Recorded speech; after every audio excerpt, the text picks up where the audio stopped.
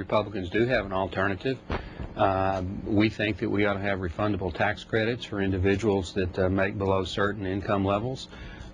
We think there ought to be vouchers also if you don't have an income, so that we give you the money and you go out and purchase in the private health care insurance market the health care plan that's best for you and your family.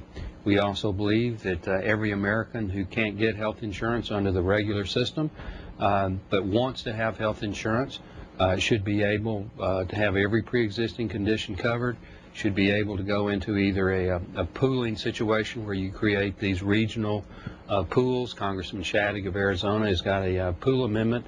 Perhaps have a co-op. A Democrat, Congressman Boucher of Virginia, has floated the idea of some sort of a national co-op, healthcare co-op, where you could use these vouchers or these refundable tax credits to go out and purchase your own health insurance plan. I'm going to offer an amendment sometime during the markup this week in the Energy and Commerce Committee that would make it possible for every American in this country that wishes to have health insurance to go out and purchase that. And if you can't pay for it because you don't have a job or you're below a certain income level, the government would pay for it. So that is not having a plan, that is having a plan. Those ideas taken together collectively don't cost anywhere near the $1.6 trillion that the President's plan, as espoused by Chairman Waxman, has put forward in the House.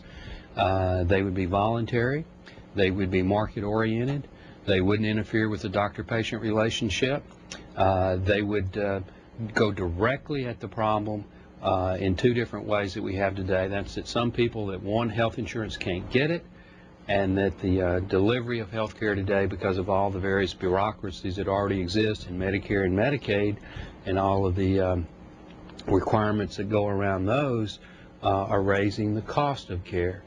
And so the Republicans do have alternatives. We do want to solve the problem, but it's interesting to me, and I think the American public needs to know that, you know, President Obama asked me to go to the White House twice back in January when it was photo op time.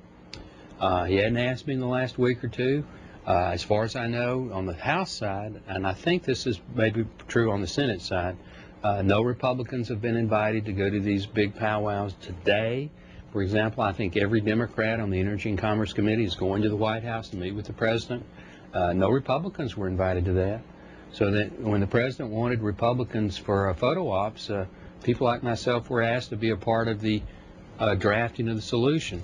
But the bill that's before us was drafted behind closed doors on the Democratic side, and it is a radical departure from health care delivery as we know it today in America. It is extremely expensive. The Congressional Budget Office has said somewhere in the neighborhood of $1 trillion to $2 trillion increase in cost over the next 10 years with no real cost cutting or improvements. And that's from the Congressional Budget Office. That's not from the Republicans.